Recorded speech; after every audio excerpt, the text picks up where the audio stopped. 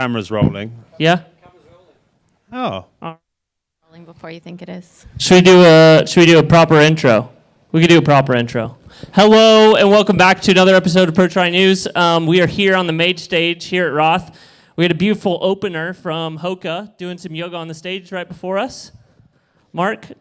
Yeah, not my cup of tea. I'm going to save any exercise. That's the only reason why there are still some people left, because they wanted to spectate the yoga. Yeah, everyone was watching the yoga, and then now we got more crowds coming because they want to listen to us. Biggest crowd ever.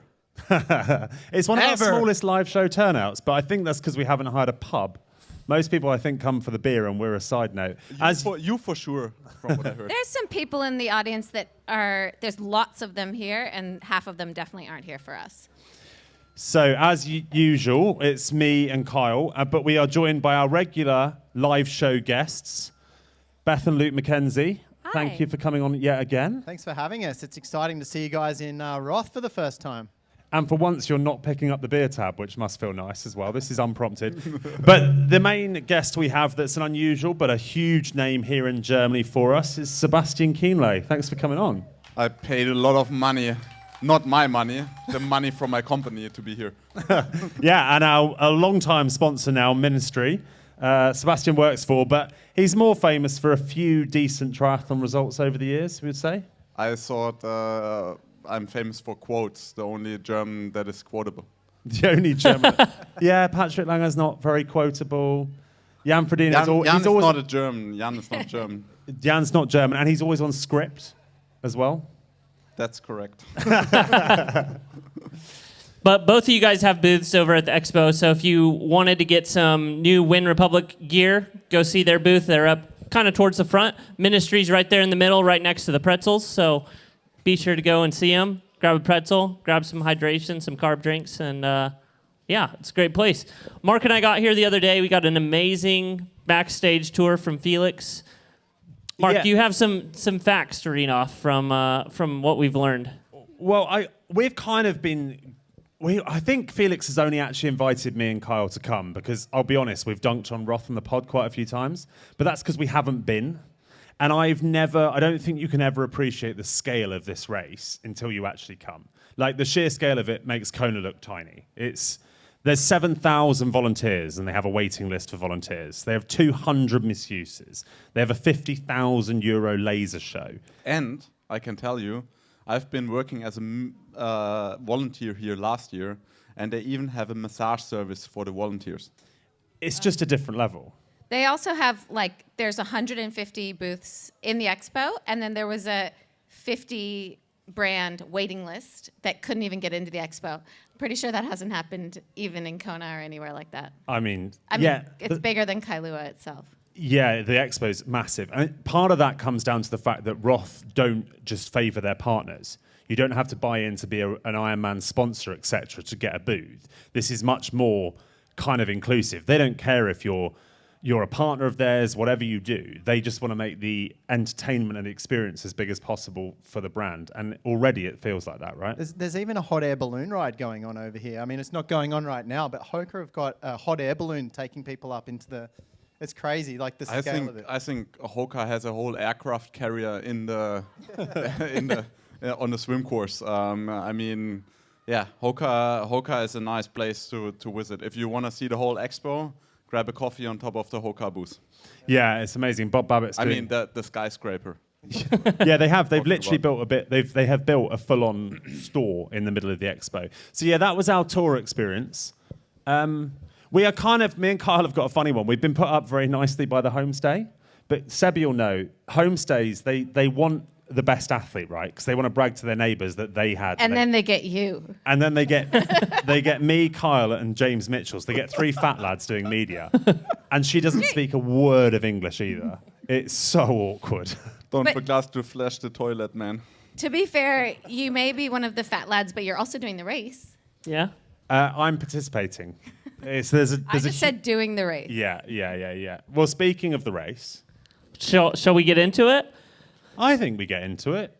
So, the pro field here is strong, I would say, still, and has only got stronger in the last week. Stronger in this last week, for sure. It's really exciting.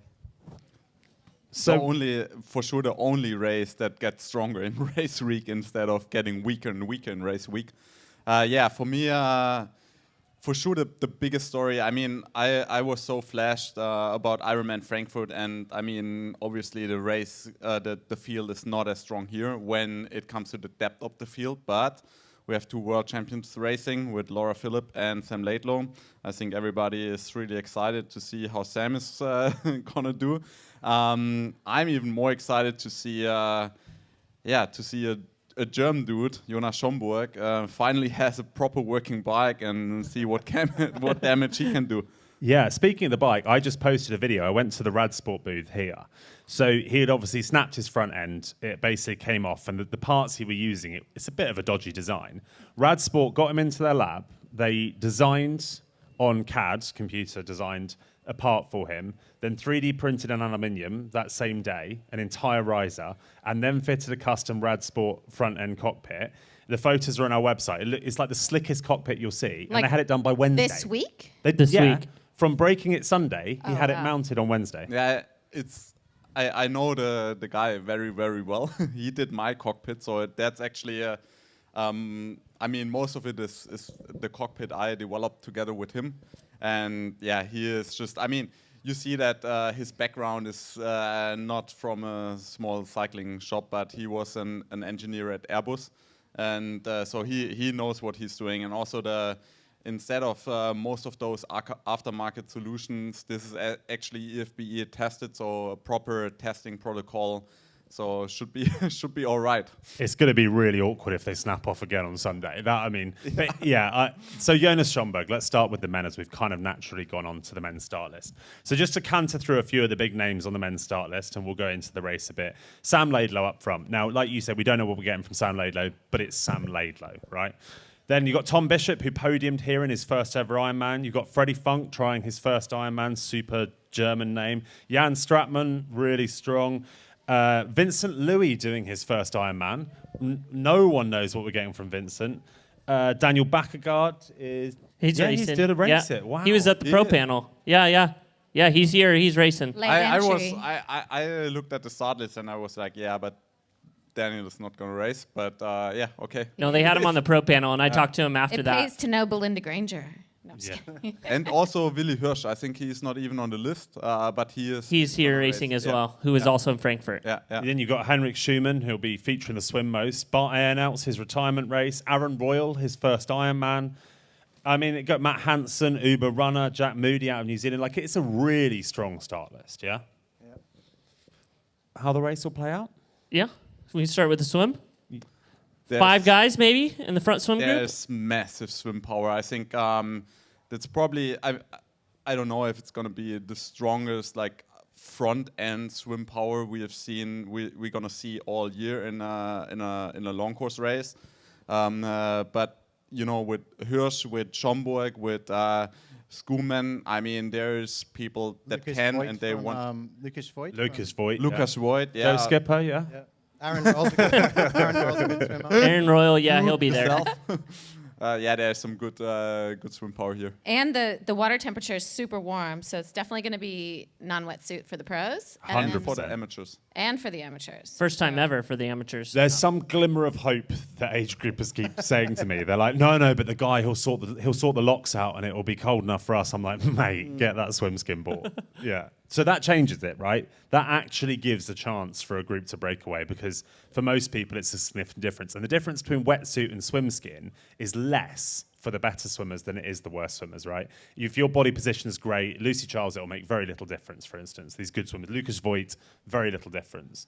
But it could be minutes for some of the weaker swimmers, right? The fresh water is actually quite heavy too, like as opposed to like most of the swim skin swims are in the ocean or in the sea, whereas this is one of the only sort of races like swimming in a pond. That's like in the heavier fresh water, so that creates an even bigger gap, I feel. Yeah, true. So I think what we're saying is there will be a break, right? And the problem we have, though, is actually 2 of the real favourites will make it, Schumann, Laidlow. Laidlow, yeah. But then if you put like Bakkegaard as a favourite, but he's quite like tired now. Jan Stratman will be towards the back of that, but he should almost make that front group. Usually he always gonna make the front group, but like I said, I mean, there's like short course, top speed, Crazy swim power firepower. here. So Yeah. I mean, I would still say like yes, he's able. The question is more, is he willing if the pace is like really on, and if they actually take turns on the front, and the pace will stay somewhere at like 107, 108. I'm not sure if he's willing to invest that much into the swim. I think the real danger is we don't know how fit Laidlow is, but we know he'll swim hard and bike hard. Like, I don't care if Laidlow's lost 30 watts. He can spare 30 watts and still ride an insanely strong bike leg. So if you're not with him and Jonas Schomburg at the front of the race, I don't care really if you're Freddy Funk, even if you're one of these really strong cyclists. It's going to be very hard to see that front of the race come back again after a swim gap, right? Yeah, I think so. I think when the race is coming back together is going to be on the marathon, towards the end of the marathon, because there's some good running power further down the field. But yeah, it's gonna be tough because yeah, Jonas, we have seen him. He was averaging 370 watts for the first 70 minutes on the bike, and I saw his bike, and Lasse, the guy who solved his bike, I mean, he showed me like his chain and the bottom bracket, and the chain ring was actually rubbing on the frame. Like, I mean, it was like a saw into the carbon. He easily lost, I would say, 15, 20 watts there. It looked crazy. Like, I've never seen a pro bike like this before for a long time. This is coming from the guy that took the paint off his bike for 2019 Nice. Yeah, there's levels of detail approach, but it sounds like you're at the opposite ends of the spectrum in this. Yeah, regard, but right? I mean, this was ridiculous. Couldn't even look at it. Yeah. It's mad that I couldn't sleep. I watched this video and I couldn't sleep. No, I think it's sorted, and yeah, I mean, like I said, I mean, he was able and willing to push. I don't know where he's gonna end. Usually something like this ends in the wall.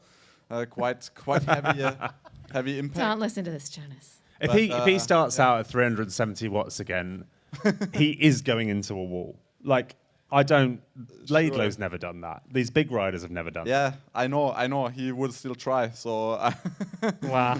At least it's entertaining for us. absolutely. I mean, that's the reason why the people are here. They want to see people suffer, right?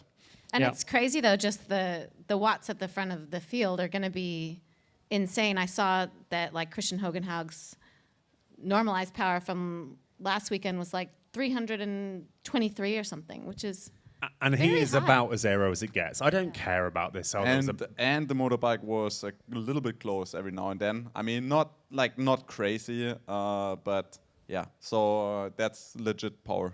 Yeah, I mean, that's crazy power, right? Like, he, even without the motos, he would have still stayed off the front.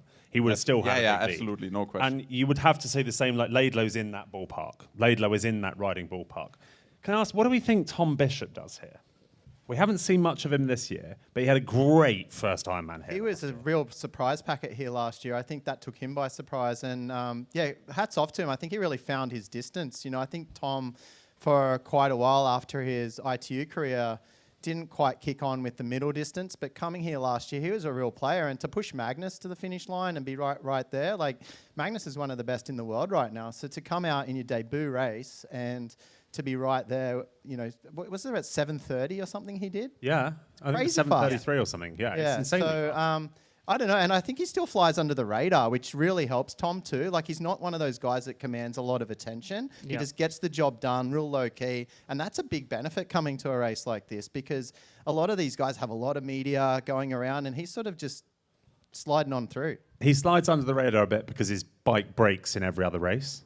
Like 50% of the races he starts, something seems to break with his bike. well, maybe we need Sebi to check over his bike before the race. Sebi would have a He heart did attack. say in the pro panel that he again is still trying to fly under the radar, and he's gonna try and make it to 30K on the run before he starts thinking about anything with race dynamics or anything like that. So, but he had a slow start to the season and said that he's built into this race pretty well. So we'll see how he goes. Should we go through some of the newcomers and have a bit of predictions on how they'll go? The one I'm super curious about is Freddy Funk.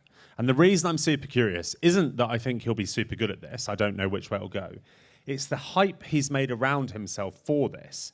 His custom kit, his bike, his like this status thing. Merch. He's got his own booth. He's got his own booth with merch. He's got more merch than we do. It's awesome. Have you seen it? It's really Is cool. that because he's German and big in Germany?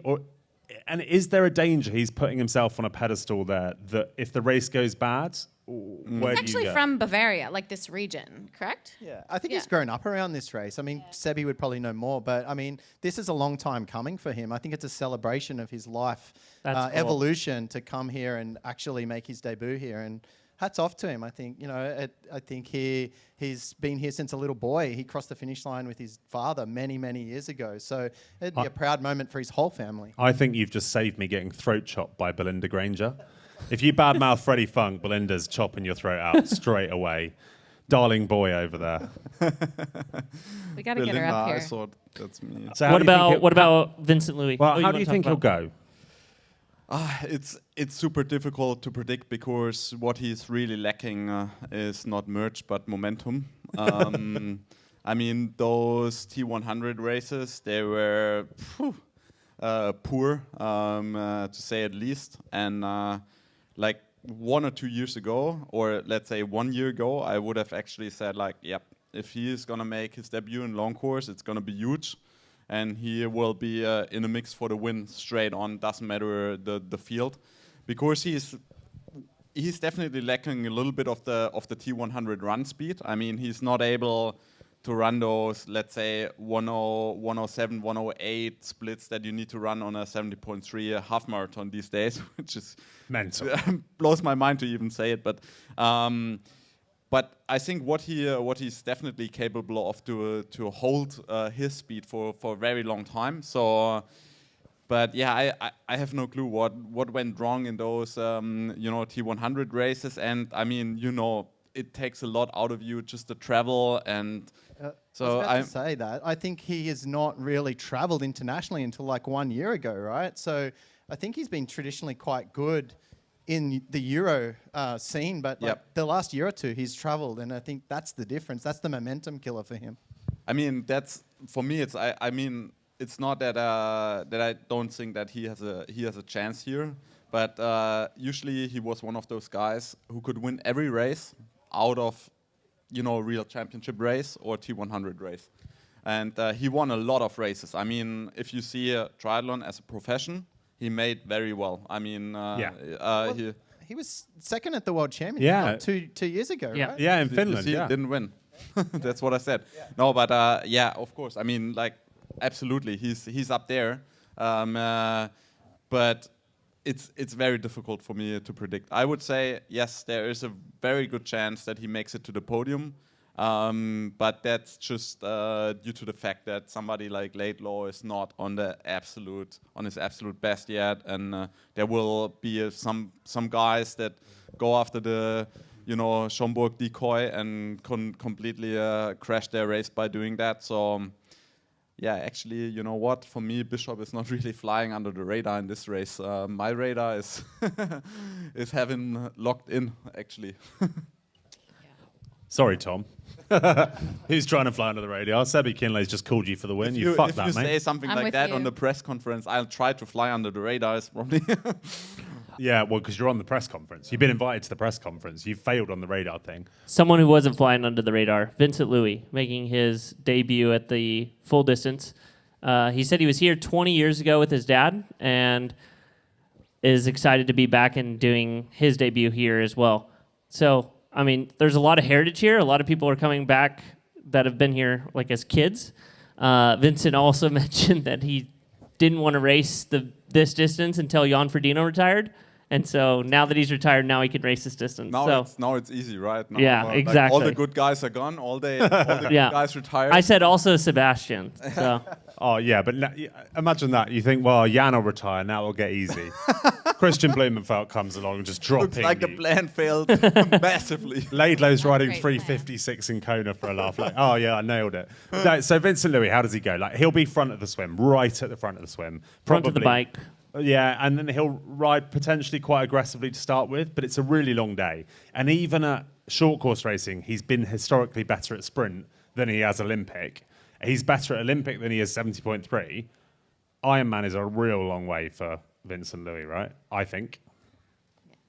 I mean, I think he hangs into a strong lead pack on the bike. Yeah. Does what he can to stay in there.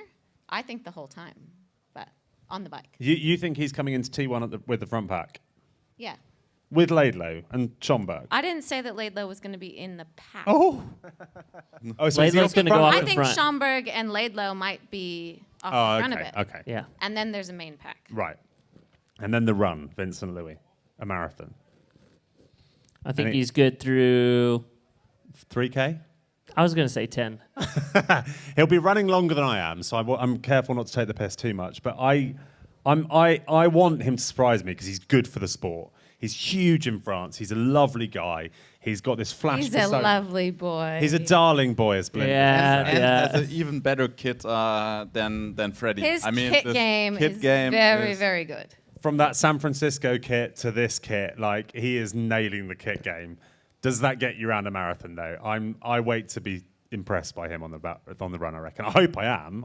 If he wins, I'll be. For me, it's still one of the greatest runner when I imagine a great triathlon runner and you see him, at his best, it's like just amazing. Yeah. But yeah, it's gonna be. I think it's gonna be really difficult. For me, he will end up in no man's land on a bike Yeah. at one point, because I think a lot of people try to follow the pace up front, and some people just I was about to say, I think one of the problems if you do come off and become detached here from that lead group, you don't have the motorcade of the sort of the media and whatnot. So you get around Feels to the very Solara lonely. boat. You get to You the have been Solara- there? Yeah, exactly. Me I've too. been there. Sebi did this to me many years ago. But you get back to the Solara, back to the Solaraberg the second time, and the media actually sort of takes the leaders up there, but then it closes back in for those people that are solo, and you're having to go around the amateur athletes. You can lose a minute just in that spot, just there. So that's the difference between making especially that front group. second lap loop, is I'd completely forgot that you two have obviously raced probably many times. I don't think you raced the year I was here, but yeah, lots. A lot of the races, yeah. I completely forgot. Right. I mean, talking about kit game, I mean, Luke actually invented the kit game. I think you Pretty both much. did. It was like a I think competition we both with had you two. mutual. Oh, and then they've started a kit brand, man. and it's all very flash. Except I do look at Vincent Luis and I'm like, that is an amazing kit game, and I'm also glad I'm not your kit sponsor because it would be like a lot to keep up with. Oh, every race. what people don't Like, realise. man, it's a lot of work. Because this will go out to the normal pods. There's drops. What people don't realise is when an athlete wants a custom kit for a specific race, they have to design it. You have to pay for the work to get it designed, to get it made. It's not just one run because it probably doesn't come out clean, doesn't fit. It's like $1,000, right? Yeah, and then you guys never stay still. So then you got to track you around the world to send it ahead to the Get next your race. DHL package returned 6 or 7 the- times before it hits you. Just the shipping cost is $1,000 probably. It's mad the amount that kits have to, like sponsors have to spend to get this done. Right, so now we're coming Southern Hemisphere. Luke, Beth, how does Aaron Royle go? I think he's a little bit in the same position as Vince. I think he's shown his strengths are the swim in the T100 series, and he can ride in the lead groups. I don't think he's going to be, off the front. I just don't see him getting around the whole loop. I want him to, obviously. He doesn't get round a loop. With the front Oh, okay. group. Sorry, he'll I was get like, around. that's the most damning prediction yet. I'm sorry. I meant that he will, Yeah, much yeah, yeah. like Vince, potentially not make it to T2 with the main lead Right. group. But don't you think there's enough of those guys that you're thinking they may not make it to T2 with the lead group, that is the lead group, like Aaron and Vince and a couple of those Probably guys? Henry. Yeah, Henderson. they make up that secondary lead group because they're not dropping each other, are they? Yeah, know. so I think, I don't think he'll be within 5 to 8 minutes of the lead off the bike, but I think what Aaron has is a lot of race experience. He's been racing on the international scene for the best part of 2 decades now. So I think he's a tactically smart racer typically, so I think he won't make any moves that's going to come back to hurt him later on. So I just don't know how he'll go over the marathon, to be honest. Yeah. Do you think that this is the start of his long course career? Perfect. Or is this the end of his triathlon career? I don't know. I think it might be just one of those testing the waters thing to see if that is the next phase for him, rather than potential like retirement in the next few years. But I think you'd be silly to not at least attempt to do a full long distance race before your career is done, because he's still relatively young. And you would regret that. Yeah, exactly. Like I did, because he's an amazing triathlon career. People don't realize like what a staple of the sport Multiple he is. Olympic Games. He's won WTCS race. Like, he's been up there for a long time. And how well respected he is behind the scenes. The work he's done with like athlete boards and things like that. Absolutely, yes. Yeah, like he has a much bigger profile within the pro ranks than potentially you would see from results. Like he is one of these people, and I said Sebi would be one of these people. If we ever did like a pro cycling style athletes union in triathlon, He'd be the one to head it up. it'd be someone like Aaron, it'd be someone like Sebi, it'd be someone whose voice is respected amongst the other pros. It would not necessarily be one of the flash names you might think of. It's the guys that have been there and are respected, and he's one of those, right? I'd love him to have a great race here on Sunday and potentially open up a new avenue for him. Is there anyone else we haven't really talked about that you think we should mention before we kind of... I need Belinda to help me on his name. Belinda told us not to sleep on Finn Gross-Fries. Yep. Friesta? Yeah, the that Finnish was- guy. That was a Finnish guy. Isn't he? He's Finnish? He A recently German. won He's German. Wait, who's the Ironman Finnish Austria. guy? But he won Ironman. Henrik Goetsch. He's not racing anymore, though. Sorry. He won Ironman Austria just recently. Yeah. Got it. I mean, on the weekend where nobody cared about anything else. But I think he's one of the dudes that actually can swim in the front group. So much for 5 guys in the front group. I think there's like at least 7 or 8 guys that can swim in the front group, but those guys can really swim. But he's one of the guys that is capable and also willing of actually matching the speed of the stronger cyclists in the field. And I think for me, he's podium. What's his run like? It's not magic, but I think after a hard bike, like he's one of the guys that can still run a 240, 43 on a course like this. Is Slower than the women. It's crazy to think about it that this is actually not a good run anymore. But You get chicked by Laura. You Laura run might out here. beat you. probably you do, most likely. But I think it would be enough on Sunday to actually For a podium. Yeah. Because it'll blow apart. Because I- there's so many big bike hitters. I think so. That there's going to be some absolute Yeah, bomb I runs. think so. And we did briefly mention him, but I really like Jan Stratman at this race. He's yes. really good at this race, and I know he's had great races here, and I think he'll stay in it. I saw Matt Hansen on the expo. Is he racing? He Yeah, is. he's racing. It's not, So you have with to- Matt Hansen, it just all Yeah. comes down to how much he loses on the bike. Because he Of will course. have maybe on this start list, actually, he's pretty much a shoo-in for the fastest run. It's just how much time he's lost. That's what I said when I said, okay, the race will expand with the swim and the bike, and then it will probably come back because there will be a couple of guys like him to come from behind on the run. Yeah. Should we do predictions for the men's race and move into the women's? Yeah. All right. You want me to go first? Yeah. All right. Men, I think it's going to be Sam Laidlow. I don't know that he's going to go wire to wire. I think Lucas is going to beat him out of the water, and then we'll handle the rest of the race. All right, yeah. So I'll go Sam Laidlow for the win. Second, I'm going to go with Daniel Backegard. He gave me A some... week after an Ironman. He- Wow. he- Wow. By the I way, do love Sebi, Pete. you I might- chatted with him after the pro conference. It seems he's in a good Kyle's good place. picks are always totally mental. Yeah. No, that's the reason why I love Kyle. Are you the mysterious pro? No. I always give him a hard time for that. I was never a pro, so that's why it's not me. Makes sense. And then third, I'm gonna go Jonas Schomburg. I think that he's set up for a good season already so far, and after some disappointment last week, I think that he's gonna light it up this week. I heard from a little birdie that he trains about 40 hours a week, so trains enough to go for a little 2 to 3 week taper Birdie's and about right. still be all right. So still coached by his dad. So guess dad's got some good advice. Cool. I think Laidlow, right, I think either wins or is walking by about 10k on the run.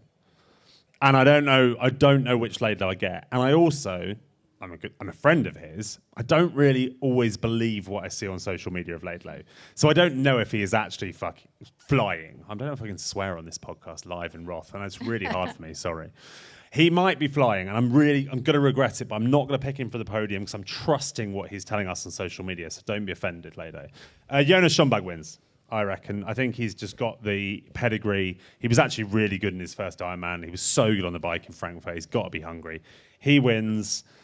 Tom Bishop puts together a more rounded, comfortable race, doesn't go with them, comes second. And then in third place, Jan Stratman. Yeah. Is that it? Is that you just agree with me?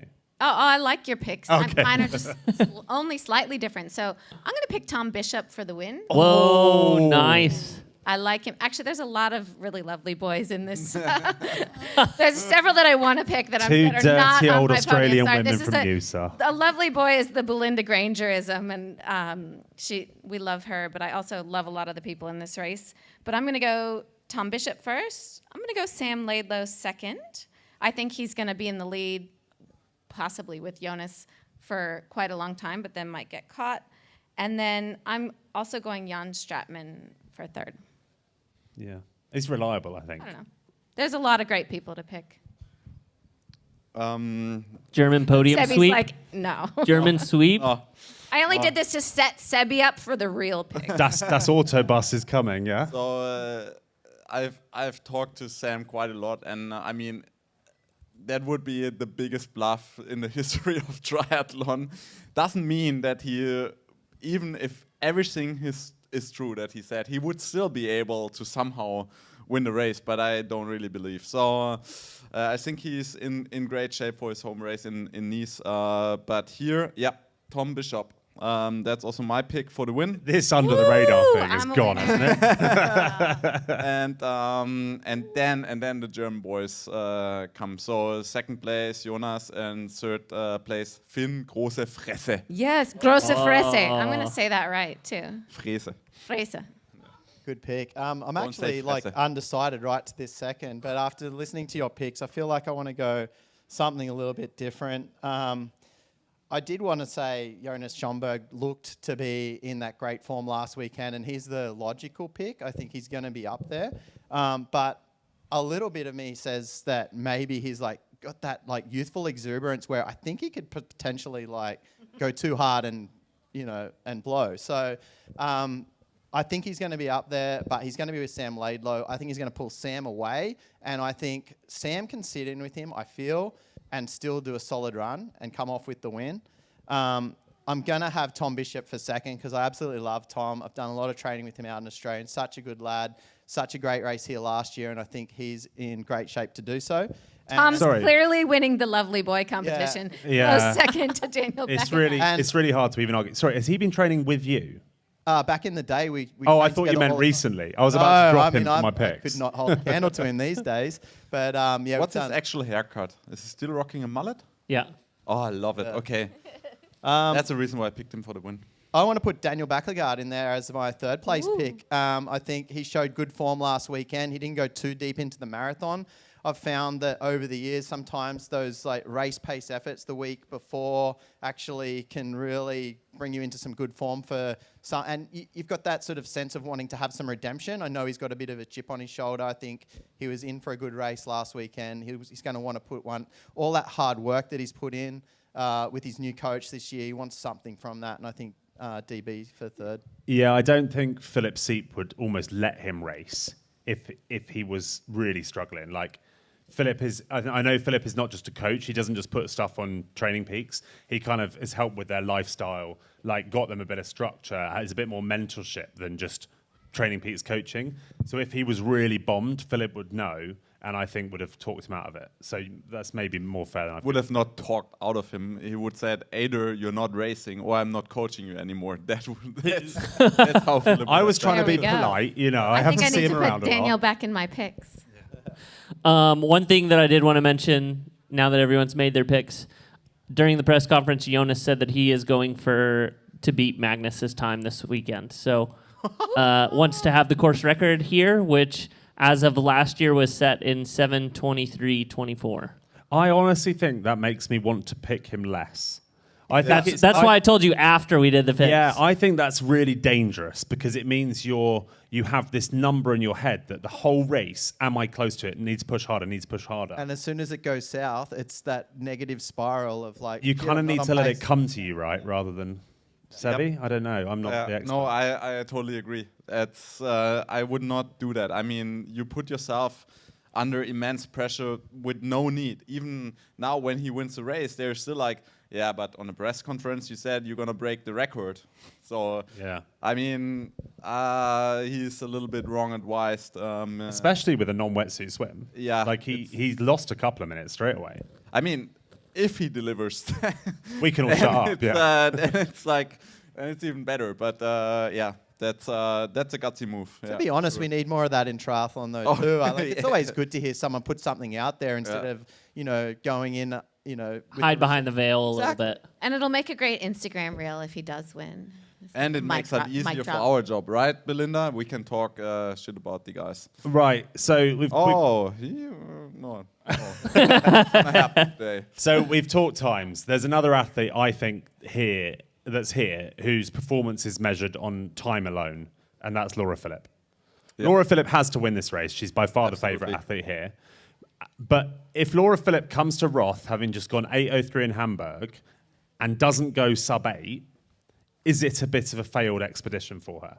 Because she's not, like, she wins this race comfortably. She's by far the best Ironman athlete in the world. I say by far. There are one or two fairly close, annoyingly. But I don't know. I feel like no sub 8 is a failure. I think one it of the may re- depend on her coach too, like obviously, or her husband. But I Or her think, manager. yeah. Well, if you've dug that deep, just how many weeks ago? 5 weeks. 5 weeks. 5 weeks ago, and you've got, sure, Kona's a long time away. You might want to just meter out your huge efforts. I don't know. I think she's going for it. Because the problem is... Just ask Sebi, he'll know. But the problem is, if she doesn't go for it, she risks someone else getting it first. Because it's going to happen. Yeah. Kat's going to do it. Laura's going to do it. Taylor Neb might do it. One of these girls is so close. Biggest problem you already mentioned is the non-wetsuit swim for her. And I think... I got to be honest, Sebi. I'm fucking glad it's non-wetsuit. I obviously have a vested interest. I'd love Kat to go sub 8 first, not Laura. I was so glad it was non-wetsuit. yeah, I think... I think you're absolutely right. But... I mean, she is capable, but she would have needed Kat to push her to go sub 8, especially in a race like that. I think it's gonna. But like you said, I mean, that's the burden if you're on that level in the sport and race Roth with not a field like it was last year in the women's field. You can only lose, right? Because even if you win the race, everybody would say like, yeah, but I mean, I thought you actually be able to go a lot faster and probably break the 8 hours. So it's a difficult situation. I mean, Unless she does it. Yeah, unless she does it, Which she could. But I think the chances are, especially with a non-wetsuit swimmer, not a crazy strong field. Let's put it that way. It's going to be a tough ask. And there's a bigger gap now between the pro men and the pro women. There's now 7 minutes. Because if we're being honest, there was some involvement of slow pro men in the women's race last year to see a crazy fast time. That extra What was the winning time? it was actually 8:02 something. Yeah. It was so close, but the bike leg, I would say, was assisted. 8:02:38. Yeah, whereas now you've got like 15 minutes to the age group men, so they're not catching for a very long time. And there are some crazy good age group men, but they have to go 7:45 to catch. I think it's 15 minutes. It's a lot of time. And then the 7-minute gap, if you're catching a swimmer for 7 minutes, they ain't a good rider. Yeah. Probably. Yeah. So she's going to have to do it solo from a non-wetsuit swim. If And- she does it, she deserves it. And in Hamburg, she had your wife, Kat, to. Yeah, I mean, they essentially worked together on the bike, or at least she even like followed Kat to an extent. Yeah, so she won't have that. She won't have that rider out there to careful, chase you're in through Germany. the bike ride. Yeah, so- I'm in Germany. Shit. No, Laura was brilliant. Hiding behind. Laura rode on the front on her own the whole time. Yeah, Yeah. sure. Okay, so there you go. I mean, she doesn't have that particular athlete like Kat to chase through the bike course here as well, which I think sets you up for a fast overall time. The bike is a crucial part of that. I've got to give some. I've just taken the mickey there. Philip Seep said to me during the run, I was like, well, she'd have gone sub-8 if she did some turns on the bike, Philip. And Philip said to me very fairly, he said, we just tried Kat Matthews racing from 2024 here. Because, of course, Kat got second at 70.3 Touche. worlds. Sat on Imogen Simmons. I was like, touche, Sevi, touche. So, right, Laura Philipp is the outright favourite. But can this race be exciting in the women's race? I Yes. think yes. Kyle has a good theory on it. Go on. I think Alana Siffer is someone that is not to be overlooked. She's raced very well, not only at the middle distance, but also a couple times at the full distance. So it'll be exciting to see how she goes. She's going to be at the front of the race from the swim onwards, so she'll more than likely lead out the swim. There's a German, Carolyn, that may be there or thereabouts, but for the most part, it's probably going to be Alanis, and she rides pretty freaking well, so she's going to be at the front of the race for a long time. It's just a matter of... Which is really painful to watch because she's a Brett Sutton athlete. So she's pushing like 175 cranks. Her bars are like 8 inches below her saddle. It looks cadence. it looks And real Mark uncomfortable. has to watch it on TV. Yeah, it looks so uncomfortable and painful. But she'll be at the front. But I think then coming out, like Laura will be in that next group. She's a good swimmer now. She's swimming well. And there's some other athletes like Grace Theck's here, right? Grace Theck's racing, yeah. So Grace Theck will swim with Laura. And then there'll be some others around them. Carol Leader might be around that sort of area. Nikki Bartlett, She'll be out down on Laura, but she'll ride well. But I with don't. Laura Siddle, maybe they'll make some gaps up. Yeah. But they won't make time up on Laura Philipp. I just don't. Sure. They're just not in that caliber. What's interesting is you also have another Brett Sutton athlete from Switzerland, Nina Daron, who is Julie's sister, who is around the same swim strength as Laura, according to try rating that Thorsten put up. So that'll be interesting thing to follow. Of like, do I help the favorite in the race since I'm swimming with her? Do I try and drop her because obviously my teammate's up the road a little bit? She's not thinking like that. She's just following the plan. Yeah. Doesn't matter what happens around her. That's my guess. You've had a lot of training partners, so I'm sure you understand and know the dynamics a little bit. Yeah, I mean, but like you said, Sudden athletes are not. Yeah, they are strong when they race on their own terms. Yeah. And I think that's what she's about to do. Yeah. And Alanis, she's raced 2 of the last 3 weekends before this. She raced a half-distance race in Spain and then a Xterra race last week or the week before. So we'll see how she goes. Again, that can be a bit of a Suttonism. Like we see that from Els Visser. We see that from some of these other athletes. We've seen it in the past from Nicola. We've seen it in the past from Alana Daniela. Siffer was one of these athletes. Like last year, she had a couple of mental races. Like she was insanely good a couple of times, but then when it counted, wasn't. That's actually not very Sutton. Normally, they're very average, and then suddenly, weirdly, unbelievably good. And I still don't think she'll come close to Laura, but I think if we see a good race from her, she's like, for me, the next favourite in this race. Could be close. But Nikki Bartlett came 5th at the Ironman World Championships last year. Yeah. In England, she gets a lot of kudos. She's quite big. But the rest of the world, she's really slept on. And I think it's because she comes through the race. You don't see her. She's resilient. She runs well at the end. She rides well. I think she's another really strong athlete that will do more than people expect, especially the non-Brit crowd. Yeah. Yeah, she's just strong across the board. Like, obviously, she's not a top swimmer, but she doesn't have a clear strength or a clear super weakness. She's just going to be in it all day and hopefully come through at the end. I really liked Nikki Bartlett. I'm a big fan of hers, and I remember how elated she was with her race at Nice, and I'd love to see her do that again. I'm excited to see Grace Theck race her Yeah, I am. first full distance race. Yeah. She's been quite competitive this year in that mid pack of the T100 series. So I think stepping up for her for the first time. We were just speaking to her a bit earlier, and she had plans at 30 years old to step up to the long distance, and she's prolonged that now at 33, stepping up for the first time. And I think another one that has been around for a long time and had a lot of top results, mainly in the Asia Pacific region, but now sort of expanding globally. And to see her on a world-class field, I think it'll be exciting to see her. Her run pedigree's amazing. Yeah, that's the thing, isn't it? Like, Grace, I think, struggles at T100 because she's not a great swimmer. And then there is a lot of bike firepower, and she's a very small leaf, like she's tiny, right? But she runs really well. And the thing about Grace is she always runs well. Maybe it's not Julie Duron getting the fastest run split, but every race she runs well. I could actually see Grace being one of those really successful step-ups. Maybe she doesn't challenge Laura Philipp, at the World Champs or whatever. But I think she'll become I could really see her going well here. She can definitely be one of the athletes that benefits from those that sort of tend to blow up in the front of the race, and she just continues to come through. Yeah, much like Nikki. I don't know if she's ever run a full marathon, especially obviously she has not off the bike, but I could see her going high 240s, low 250s in her debut long distance. Which is incredible running. Just because you've seen Laura go 238 and Anna Haug and Kat go 240, there's only 1, 2, 3 of them that are even close to that. It drops straight off to 48, 49. Problem is that she will lose at least let's say 12 to 15 minutes on the bike to Laura. But yeah, I mean, I agree. Like this is probably again enough to podium here.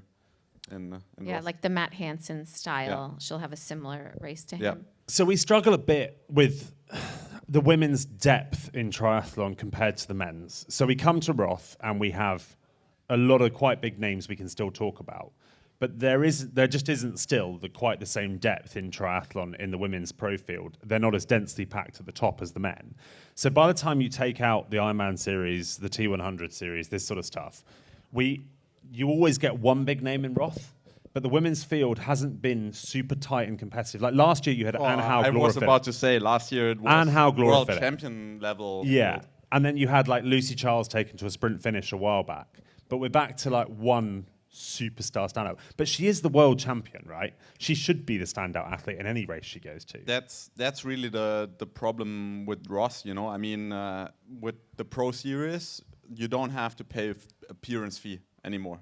I mean, Frankfurt is not paying appearance fee to professionals on the men's side anymore. No? Do you have other information? They are. Okay. But it's not Roth appearance fee. It's not what it used to be. No, it's more like covered all expenses plus a little bit of cash. No, I'm talking about 50. Sebby's 70. talking about a real. It's not 50 and 70 grand. No, Yeah. I reckon That's what I'm talking. I reckon about. some of the men are commanding 10 to 15.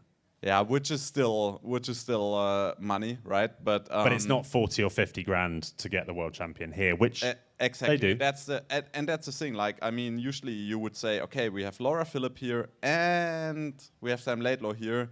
That's great. I mean, that's good headliners. But like you said, I mean, to make an exciting race, you need more than just one headline. And there are enough men that go under the radar that can't command an appearance fee, but actually turn out to be real good. I look forward to our picks. I mean, compare the men's picks versus the women picks, and then you'll know the drill, right? I mean, then you know. We're really accurate in the women, but not in the men. You know the score, right? Yeah, and I mean, the picks on the women's side are probably pretty similar from all of us. Yeah, it'll be pretty close. Should we go into them? Start reverse order? Yeah, I'll go first. Well, without surprise, I think I'm not going to speak for you guys, but I think Laura is obviously the overwhelming favourite. I can't see her getting beaten here. Where the race gets interesting, I think, is there's probably 3 or 4 girls that can probably take up those extra 2 steps on the podium.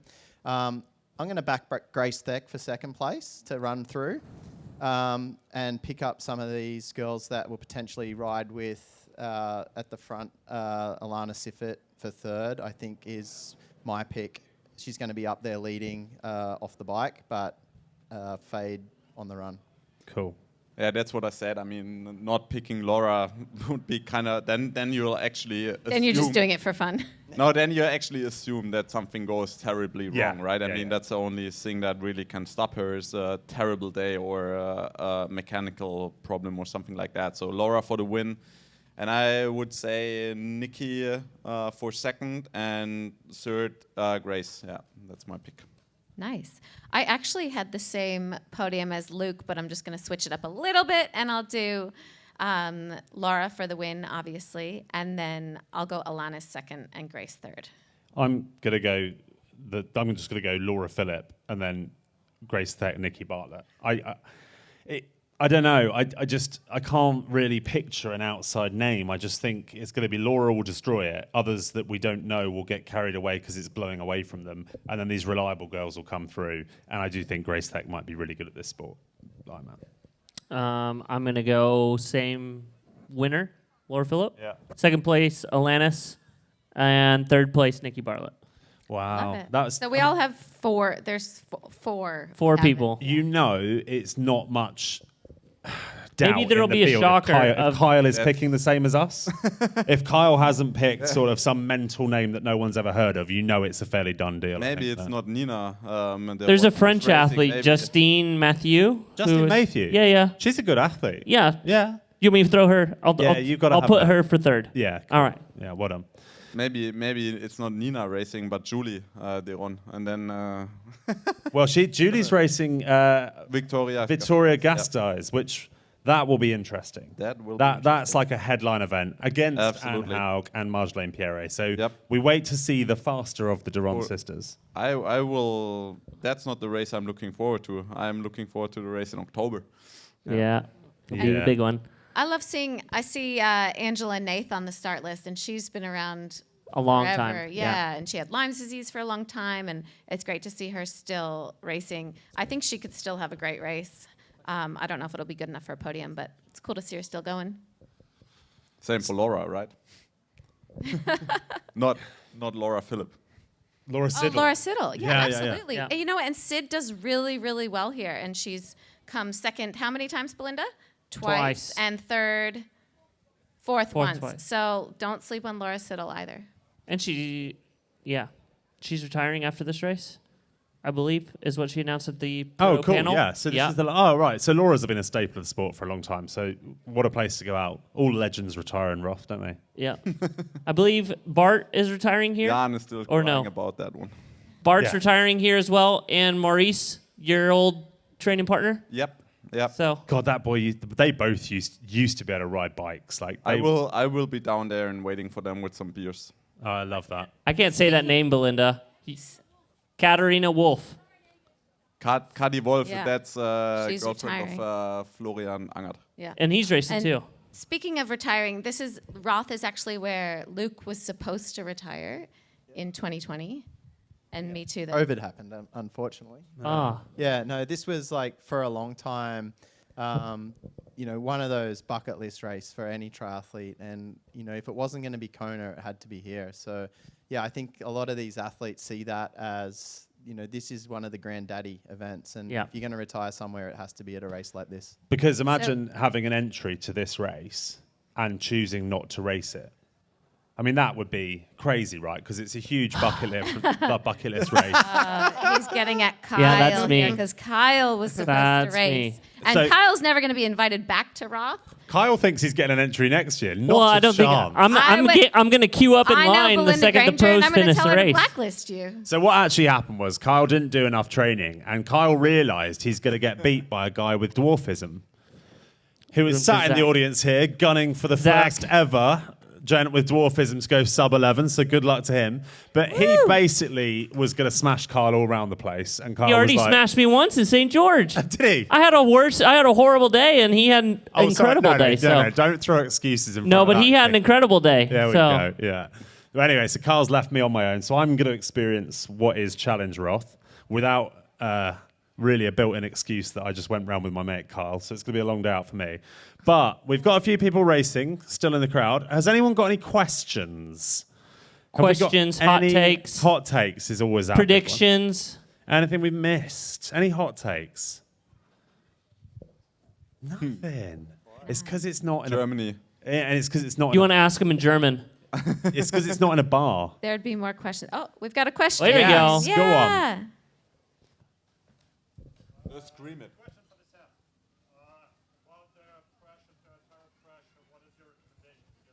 That's a hot take. The question is I about got pressure. tire pressure. Oh, right. Oh, now we're gonna talk. This will be half fun. an I hour want to about see tire Mark's pressure. response and Sebastian's response. And my then- response. So first of all, Go I need the model of your rim, the model of your tire, the width of your tire, your weight, and if it's for here, for Roth, or for any other course. Right. PSI to me. Go on to. At least I need to know if it's tubeless or tubular or 20. Okay, tubeless 28 mil. I would say here you go. What's your weight? Sorry. 86. He's never done the maths for 86 Okay. kilos. He's never been as fat as we are, mate. That's No, his problem. I'm checking Ask ChatGPT on the fly. No, then I'll say like 6.2 on the back and 5.3 on the front. It's quite That's high, hard. but that's what I would say with 87. And you have a full bike with hydration. That's something a lot of triathletes sometimes miss when they go like super low on the rolling resistant. And Roth is relatively good asphalt. On any other course, I would recommend a much lower tire pressure. I would say you won't go far wrong if you go onto Google, search Silka tire pressure calculator, Yeah, that's a very good advice. and then put in your weight. Don't forget to include the nutrition in the weight of your bike. Hold it with everything on the scales, weigh yourself, put it in Silka, and you won't be that far wrong, right? Absolutely, yeah. That's 'Cause better we than were my in- advice. We were in transition in Texas, and I watched one pro ask another pro to help her pump up her tires. And who was it? Camberth. No, it was two females, and the one female went over and she was holding the pump, and it was Still the Camberth. lady's bike. Kim has people And she for said, that. "What pressure do you want?" And she went, 110 psi. And I honestly don't think the rims are built for it. I think it was exceeding the pressure. So please use Silka before you go out in the race on that. Yeah, and I honestly, I mean, Cam Worth, I helped him to pump the tire here, and I was like, what do you want? Like, and it was with a latex tube, but he wanted something like 8.2 or something on the back. I was like, what? To be fair, this year he So had you filled it up to 9. Yeah. He had no working gears in Australia. His handlebars fell off in Oceanside. So let's not take Camworth's advice for bike mechanics. Anything else? Doesn't have to be quite that nerdy. So we got Just called you a nerd. No, not you. This guy. But he is a nerd. That's fine. Yeah. Any other hot takes from amongst us on stage? We got any hot takes in the pocket? Anything we think is going to happen? Particularly interesting. The heat. It's still going to be warm, right? It's supposed to be cooling off a bit for the race, and if it does that, it should be, I think, pretty fast conditions. Depending on the wind, it's supposedly quite windy, even when you get down on the canal. You think the men's and or women's record are going to go down? I was just going to say that. Does either of the records? So the men's record 7:23:24, women's record 8:02:38.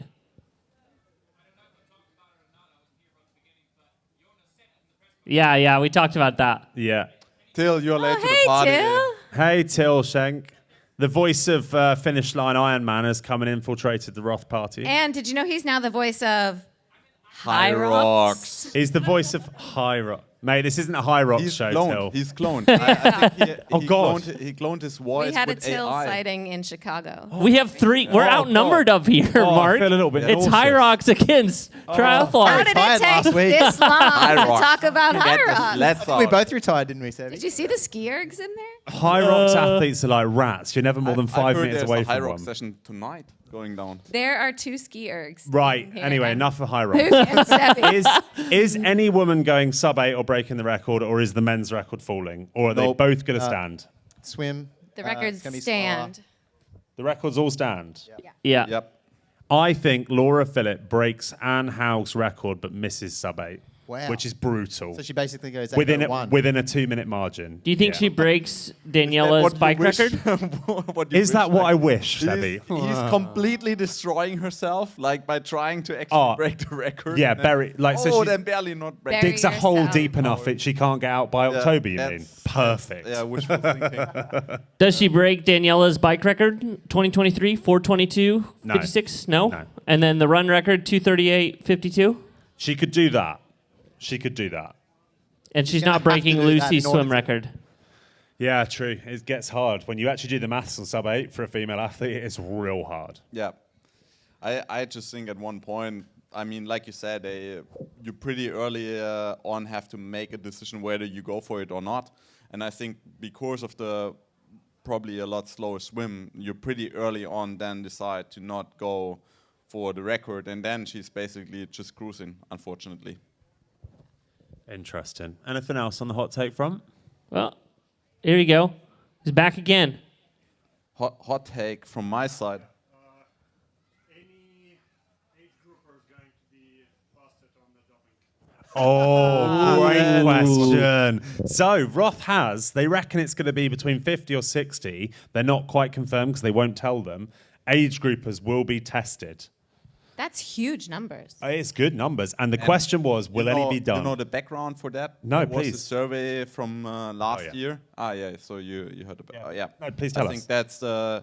There was a survey last year after the race.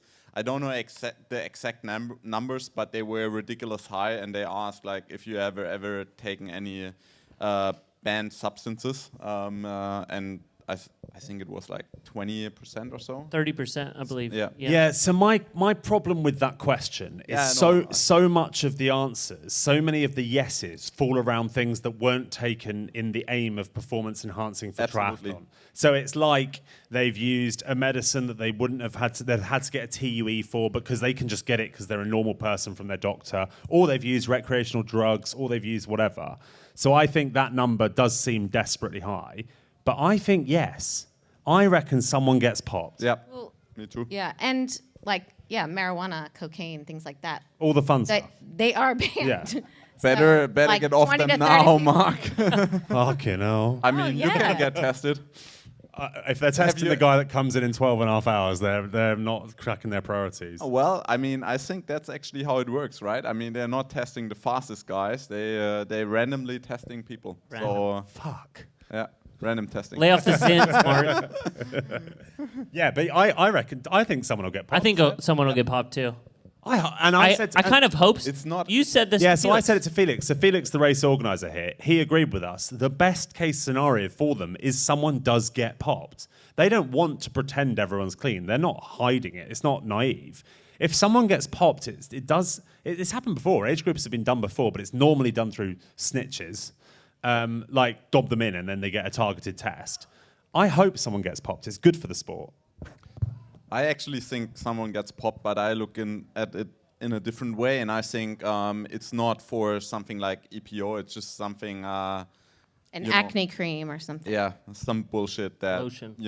that you just don't have a clue that you actually can get positive out of it or something, and Hormone replacement therapy for women Yeah. and stuff. There would be Whatever a it lot is. of people that would not know. They should be Yeah. educated, but it is very hard to educate yourself, and there needs to be more education surrounding and anti-doping most as well. amateurs are actually not, and that's the reason why I think. Yeah, because people underestimate how hard it is for the pros, especially if you're traveling abroad and you have hay fever. Like you're checking through these systems, because it's terrifying. But for me, if I've got a problem, I just go to a pharmacy and buy what I need, and I don't think about it. A lot of sex, some burritos, and a couple of eggs, and you. Very good. That's good. Any other questions? I think we're about ready to wrap up since the yoga made us go a little longer. So, cool. Well, thank you guys for coming out. Thank you for popping down. Thank you to those watching online. Really appreciate it. Thank you. And most importantly, thank you to our regular live podcast co-hosts, Beth and Luke. They've got 10% off all their stuff on the booth. Just say you came to 10% the off show. at Win Republic. I should learn how to say my brand name. Win Republic. It'd be like Vin Republic here. How would you say that? in Vin German? Republic. if you mention Pro Tri News. And of course, thank you so much to Sebastian Kienle, an all-time legend in our sport, especially in Germany, for giving us time today. Really appreciate you, mate. Sorry for the compression socks. And if you want to see him again, he'll be at the ministry booth the rest of the week, yeah? Yeah, what are these socks, mate? It's just for medical reasons. Oh, really. I take it away. I take it back. Thank you all.